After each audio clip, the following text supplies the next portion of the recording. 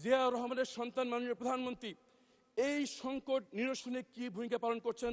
পররাষ্ট্রমন্ত্রী সারা বিশ্বে ঘুরে বেড়াচ্ছেন জাতিসংঘের প্রেসিডেন্সি পদে, সেখানে আমাদের এই জ্বালানি সংকটের ব্যাপারে উনি কি ভূমিকা পালন করছেন আমরা সেটা জানি না।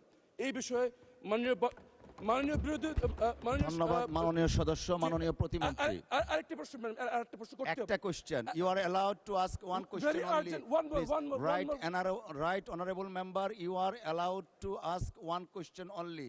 থ্যাংক ইউ মাননীয় প্রতিমন্ত্রী।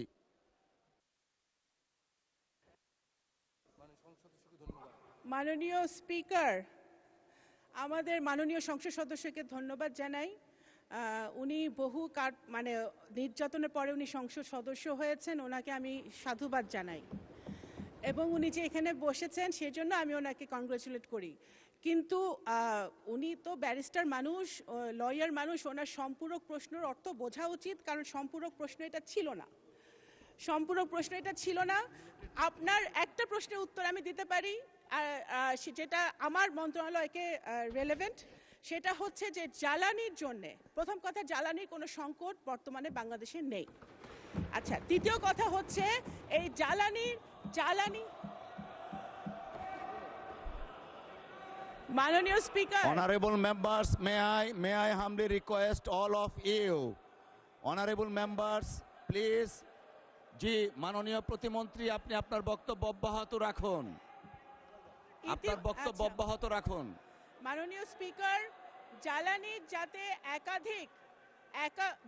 যাতে একাধিক সোর্স থেকে আমরা সরবরাহ করতে পারি, সেই জন্য ইতিমধ্যেই মাননীয় প্রধানমন্ত্রী একাধিকবার আমাদের সাথে বসেছেন। জ্বালানি মন্ত্রণালয়, পররাষ্ট্র মন্ত্রণালয়, বিভিন্ন সংশ্লিষ্ট মন্ত্রণালয়ের সাথে উনি বসেছেন। আমরা মধ্যপ্রাচ্য ছাড়াও যে সকল সোর্স থেকে আমরা জ্বালানি আনতে পারি সেই ব্যাপারে আমরা নিরলস কাজ করে যাচ্ছি এবং ইনশাল্লাহ আমরা সেটাতে সফল হব। দ্বিতীয়ত হচ্ছে আমরা প্রথম থেকে বলে আসছি, যখন এই যুদ্ধটা লেগেছে, বাংলাদেশ সরকারের একমাত্র গুরুত্বপূর্ণ কাজ হচ্ছে, ফার্স্ট প্রায়োরিটি হচ্ছে বাংলাদেশিদের যে মধ্যপ্রাচ্যে বসবাস করছে তাদের নিরাপত্তা নিশ্চিত করা। সেটা আমাদের মিশনগুলা পুঙ্খানুপুঙ্খভাবে 24/7 কাজ করে তারা করে যাচ্ছে।